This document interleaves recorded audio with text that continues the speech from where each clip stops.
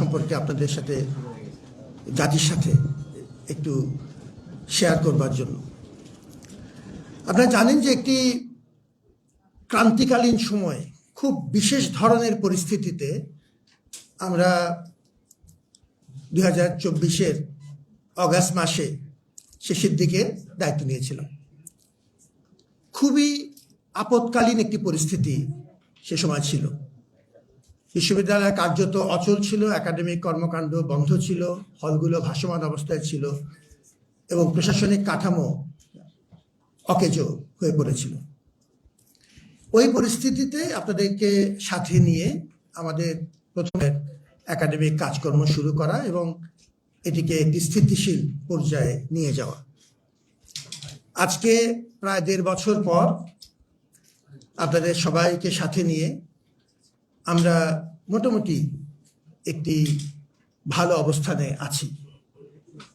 আপৎকালীন পরিস্থিতি দূর হয়েছে এবং বিশ্ববিদ্যালয়ের সার্বিক একটি ঊর্ধ্বমুখী প্রবণতা দেখা যাচ্ছে। এখন অনেক সীমাবদ্ধতা আছে, কিন্তু ওভারঅল একটি ঊর্ধ্বমুখী প্রবণতা সব ক্ষেত্রে দেখা যাচ্ছে। তো যে আপৎকালীন এবং বিশেষ পরিস্থিতিতে আমি দায়িত্ব নিয়েছিলাম, সে আপৎকালীন কিংবা বিশেষ পরিস্থিতি এই মুহূর্তে আমরা উত্তরণ করতে পেরেছি আপনাদের সহযোগিতায়, আপনাদের অংশীজনদের ভালোবাসায়। সুতরাং আমি এখন মনে করছি যে একটি দায়িত্ব পালনের পর্বে আমরা একটি ভালো পর্যায়ে আছি এবং আমি সরে দাঁড়াতে চাই। আচ্ছা, এখন এই মুহূর্তে আমাদের যেন কোনো শূন্যতা না হয়, ধারাবাহিকতা যেন কোনো অসুবিধায় না পড়ে, বিশ্ববিদ্যালয়ের স্মুথ ট্রানজিশন দরকার। সেজন্য আমাকে যদি সরকার মনে করেন, অংশীজনরা যদি মনে করেন যে আরও কিছু সময় এই ধারাবাহিকতার প্রশ্নে হঠাৎ শূন্যতা যেন না হয়, সেই প্রশ্নে যদি তারা কিছু সময় নিতে চান, আমি সেটি বিবেচনা করতে রাজি আছি বিশ্ববিদ্যালয়ের ধারাবাহিকতার স্বার্থে। কিন্তু এখন আমরা সারা দেশের মতোই আমরা অধীর আগ্রহে অপেক্ষা করছি রাজনৈতিক সরকার, একটি নিয়মিত রাজনৈতিক সরকার দায়িত্ব নেবেন এবং আমরা তাদেরকে পূর্ণ সহযোগিতা করব। সুতরাং আমি সরে দাঁড়াচ্ছি এই কারণে যে আমি একটি বিশেষ পরিস্থিতিতে দায়িত্ব নিয়েছিলাম। এটিকে কোনো সময়ই আমি নিয়মিত চাকরি মনে করিনি। উপাচার্যের দায়িত্বটি আমার কাছে একটা আমানতের মতো ছিল। আমাকে ছাত্ররা অনুরোধ করে ভালোবেসে এই দায়িত্বটা দিয়েছিলেন। আমাদের মতো তুলনামূলক বিবেচনায় অরাজনৈতিক মানুষদের বাংলাদেশে এই ধরনের পদে আসার সুযোগ কম। আমি এটিকে আল্লাহর রহমত এবং ছাত্রদের মমতার একটি অংশ হিসেবে মনে করেছিলাম। সরকার আমাকে দায়িত্ব দিয়েছিলেন, আমি যতদূর পেরেছি স্থিতিশীল অবস্থায় এসেছি। আমি সরে দাঁড়াতে চাই যাতে রাজনৈতিক সরকার তার মতো করে তার প্রশাসন সাজিয়ে নিতে পারে। সেই ক্ষেত্রে যদি তাদের কোনো আমার সহযোগিতা দরকার হয়, আমি যে কোনো সময় প্রস্তুত আছি। তাহলে ঠিক কি করতে চাচ্ছি আমি ডেপুটেশন, আমি তো এখন বর্তমানে ডেপুটেশনে আছি এই পদে, ডেপুটেশন থেকে আমি অব্যাহতি চাইব এবং আমি আমার যে মূল কাজ শিক্ষকতা, উন্নয়ন অধ্যয়ন বিভাগের গ্রেড 1 অধ্যাপক হিসাবে আমি ফেরত যেতে চাই। এর পরবর্তী পরিস্থিতিতে যদি অন্য কোনো দায়িত্বের বিষয় থাকে, অন্য কোনো সুযোগ যদি আমাকে আল্লাহ দেন, তখন আমি সেটা চিন্তা করব, বিবেচনা করব। আপাতত অনেক দিন কঠিন পরিশ্রম হয়েছে আপনাদের সবাইকে সাথে নিয়ে। আমি খুব ব্যক্তিগত কথা বলতে স্বাচ্ছন্দ্য বোধ করি না। উদয়স্ত পরিশ্রম করেছি আমি এবং আমার টিম, সবাইকে সাথে নিয়ে আমরা একটা পর্যায়ে এসেছি। আমার কিছু বিশ্রামও দরকার এখন। তো আমার এই কথাটি আমি আপনাদেরকে ডেকে বলতে চাইলাম এই কারণে যে আপনারা সর্বক্ষণিক আমার সাথে ছিলেন। এটি আমার কৃতজ্ঞতা প্রকাশের একটি অংশ। যে পরিস্থিতিতে বিশ্ববিদ্যালয় ছিল তার চাইতে অনেকটুকু উন্নতি হয়েছে। 31শে জানুয়ারি আপনাদের নিশ্চয়ই মনে আছে যে আমরা একটি 1.5 বছরের সালতাম আমি করছিলাম আপনাদের সামনেই, যে আমরা কতটুকু কি অর্জন করতে পেরেছি। সেটি আমি পুনরাবৃত্তি করছি না, যেহেতু অনেক পথ বাকি, কিন্তু একটি বিশ্লেষণ আমরা করেছিলাম আমাদের অর্জনগুলো কি, কোনটা করতে পারলাম, কোনটা করতে পারলাম না। তা আজকে শুধু 3টি একটু উল্লেখ করব, শুধু 3টি, যদি 1, 2, 3 বলতে চাই। একটা হচ্ছে গণতান্ত্রিক প্রক্রিয়া সংহত হয়েছে, তার সবচাইতে বড় উদাহরণ হচ্ছে ডাকসু এবং হল সংসদগুলো এখন কার্যকর আছে। শিক্ষার্থীদের অধিকার মোটামুটি প্রতিষ্ঠিত হয়েছে। এখন কারো পক্ষেই সেটি সম্পূর্ণ আবার রিভার্স করা বা একদম এটিকে সম্পূর্ণভাবে ইগনোর করার সুযোগ এখন কারো আর নেই। দ্বিতীয় যে বিষয়টি হয়েছে সেটিও গুরুত্বপূর্ণ, সেটি হচ্ছে আমরা এত রকম সীমাবদ্ধতার মধ্যেও আমরা আন্তর্জাতিক স্বীকৃতি এবং র্যাঙ্কিংয়ে ক্রমাগত উন্নতি করেছি। আপনারা জানেন যে টাইমস হায়ার এডুকেশন আমাদের 200 ধাপের মতো অগ্রগতি হয়েছে। আমাদের বিদেশি ছাত্রের সংখ্যা এখন 160 ভাগ বেড়েছে পার্সেন্টেজ হিসাব করলে। এখন অনেক পথ বাকি, কিন্তু কিছু অগ্রগতি হয়েছে। আমাদের রিসার্চ এবং পাবলিকেশনের সংখ্যা দ্রুত বেড়েছে। 2% ওয়ার্ল্ড সায়েন্টিস্টের যে তালিকাতে স্ট্যানফোর্ড তৈরি করে আমাদের 46 জন গবেষক এখন আছে। তো আমরা ওভারঅল একটা পর্যায়ে আন্তর্জাতিক স্বীকৃতি পর্যায়ে গিয়েছি। এবং তৃতীয় যে কথাটি বলবো সেটি হচ্ছে শিক্ষার্থীদের এবং আমাদের গুরুত্বপূর্ণ অংশীদারদের অবকাঠামোগত উন্নয়নের কিছু বড় মাপের কাজ হয়েছে বিশ্ববিদ্যালয়ের ইতিহাসে, স্মরণকালের ইতিহাসে। আমি এই কথাগুলো খুব বিনীতভাবে বলি এবং যেটা বলি চেষ্টা করি যে এটা ফ্যাক্টস অ্যান্ড ফিগার ঠিক রাখতে। আসলেই বিশ্ববিদ্যালয়ের স্মরণকালের ইতিহাসে সর্ববৃহৎ প্রকল্প এখন বাস্তবায়ন পর্যায়ে আছে। ওটা কাজ শুরু করেছি। আপনি জানেন যে 841 কোটি টাকার, তাতে আমাদের আবাসনের সমস্যা, আমাদের একাডেমিক ভবনের সমস্যা এবং আমাদের রিসার্চে যে মৌলিক ফান্ড নিয়ে যে মারাত্মক অপ্রতুলতা, তার অনেকটুকুই কেটে যাবে। আগামী 4 থেকে 5 বছরে বিশ্ববিদ্যালয় একটি ভালো পর্যায়ে যাবে।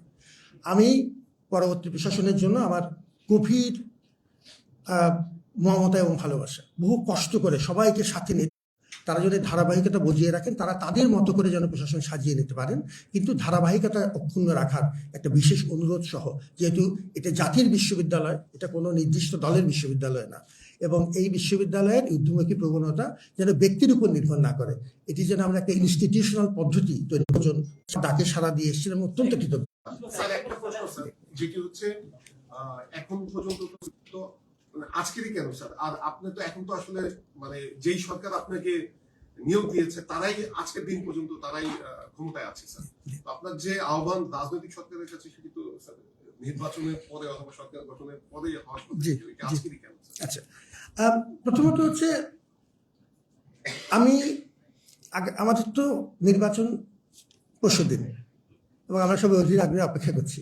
আমি আমার অবস্থানটা খুব পরিষ্কার করতে চাই আমাদের রাজনৈতিক সরকারের কাছে, যিনি আসুক স্বাগতম। অবস্থানটা পরিষ্কার করতে চাই। অবস্থানটা হচ্ছে যে আমি সরে দাঁড়ানোর জন্য সম্পূর্ণভাবে প্রস্তুত।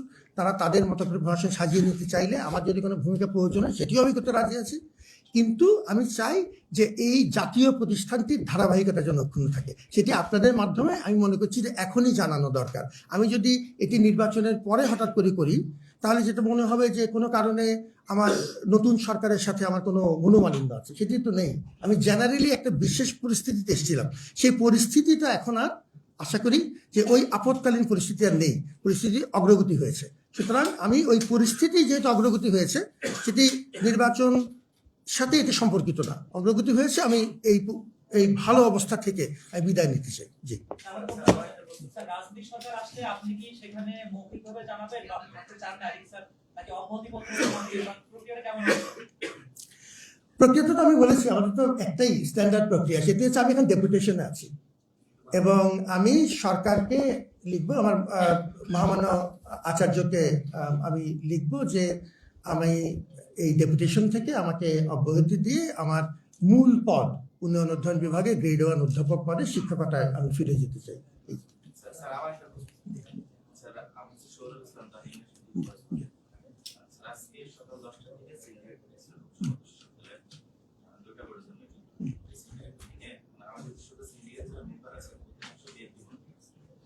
আজকে বিশ্ববিদ্যালয়ে 187 জন কর্মকর্তা কর্মচারীকে একযোগে পদোন্নতি দেওয়া হচ্ছে, এটা ঢাকা বিশ্ববিদ্যালয়ে দেশে কখনো ঘটে নাই।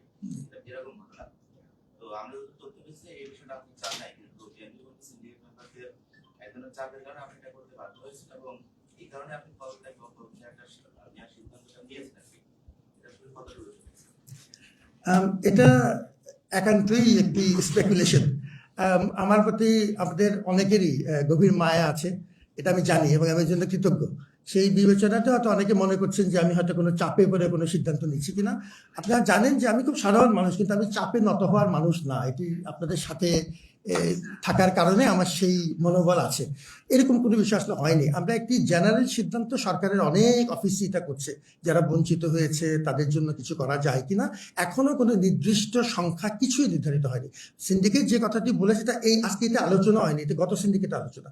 সেটি হয়েছিল যে সরকারের অন্যান্য অনেক দপ্তরের মতোই যদি বঞ্চনার কোনো বিষয় হয়ে থাকে, সেটি একবারের জন্য আমরা নির্দিষ্ট শর্ত পূরণ সাপেক্ষে, এবং 4টি কমিটি এটা নিয়ে কাজ করেছে। একটি কমিটি দেখেছে তাদের এই যোগ্যতা আছে কিনা, শর্ত পূরণ করে কিনা। আরেকটি কমিটি দেখেছে এটা আর্থিক সংস্থাপ কত, বিশ্ববিদ্যালয়ের উপর কোনো আর্থিক চাপ হবে কিনা। আরেকটি কমিটি দেখেছে আইনের বিষয়টি, এবং তারপরে এটা সিন্ডিকেটে গেছে যে জেনারেলি একবার এরকম একটা বিবেচনা করা যেতে পারে যদি ওই সমস্ত শর্ত থাকে। এটি একটি লম্বা প্রক্রিয়া। এরপর সিলেকশন বোর্ড হবে, সিলেকশন বোর্ড যাচাই বাছাই করে দেখবে, প্রত্যেকটা কেস আলাদা আলাদা দেখা হবে। সুতরাং ঢালাওভাবে একটা ক্লাস্টারে সবাই একসাথে সুবিধা পাবে এমন বিষয় না। জি স্যার, আমার একটা প্রশ্ন। স্যার, প্রথম কয়েকটা বিষয় একসাথে স্যার, আপনি উপাচার্য হিসেবে নিজেকে পার্সেন্ট পদ্ধতিতে চান, আর দ্বিতীয়ত হচ্ছে যে এর আগে আমরা চট্টগ্রাম বিশ্ববিদ্যালয়ে দেখেছি যে নিয়োগ নিয়ে বেশ কিছু প্রশ্ন আসছে। স্যার, আপনার সময় কতগুলো নিয়োগ হয়েছে, তৃতীয়, চতুর্থ, ফার্স্ট, সেকেন্ড, সবগুলো যে স্যার আপনি প্রকাশ করে দেন যে এতজন এরা এভাবে। আর স্যার, তৃতীয়ত হচ্ছে যে পদোন্নতির বিষয়টা যা আসছে, তারা বঞ্চিত, তাদের লিস্ট প্রকাশ করা হোক। স্যার, আমরাও দেখি যে তারা আসলে কতটা বঞ্চিত। Make sense. আচ্ছা, একটু শেষ করি, ওনার একটা উত্তর দিয়ে নিই। জি স্যার, আপনি বলেছেন যে বঞ্চনা শিকার হয়েছে তাদেরকে মূলত স্যার এই বিষয়টা দেওয়া জি এই বিষয়ে আমি কমিটির একাধিক সদস্যের সাথে কথা বলেছি, তারা এই বিষয়টা নিয়ে কোনো বিবেচনা করেনি।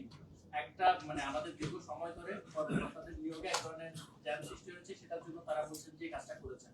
তাহলে সেক্ষেত্রে স্যার এটা জ্যামটা রোধে যদি স্যার এটা বঞ্চনা হয়, তাহলে আসলে স্যার বঞ্চনাটা কি সেই জিনিসটা একটু ক্লিয়ার করুন। জি আমরা যেটা নিয়ে কথা বলেছি, আমার নতুন কোনো কথা বলার সুযোগ নেই। এক নির্দিষ্ট প্রক্রিয়া ফলো করে নির্দিষ্ট কমিটিতে কাজগুলো হচ্ছে। আমি খুব আনন্দের সাথে এই তথ্যগুলো দিতে রাজি আছি। আমরা যে শক্তির উপর টিকে থাকি সেটি হচ্ছে স্বচ্ছতা। ভুল করলে পরিষ্কার বলা ভুল হয়েছে, ঠিক করলে বলা যত পেরেছি ঠিক করেছি, কোনো রকম বাগাড়ম্বর আমি নেই। এটা পরিষ্কারভাবে আপনার জানার কথা, আপনার যারা আমার সাথে আছেন। সুতরাং এই তথ্যগুলো নিয়ে যে কোনো সময় কথা বলবো, এটা কোনো ব্যক্তিগত স্বার্থের বিষয় নেই। আমরা একটা নির্দিষ্ট পদ্ধতি ফলো করে, সরকারের প্রেসিডেন্স আছে ক্লিয়ারলি এই ধরনের ক্ষেত্রে একটা ব্রাঞ্চ বিবেচনা করা, সেটির জন্য সিলেকশন বোর্ডও করা হবে, একটা একটা করে কেস দেখা হবে। It will take time. কিন্তু আপনি যেটা বলছেন, এই কনসার্নগুলি থাকলে অবশ্যই কনসার্নগুলি রেজিস্টার আমরা কমিটিকে চাপ পাঠাবো। স্যার, আপনি শিক্ষকতায় ফিরতে চাচ্ছেন, আপনি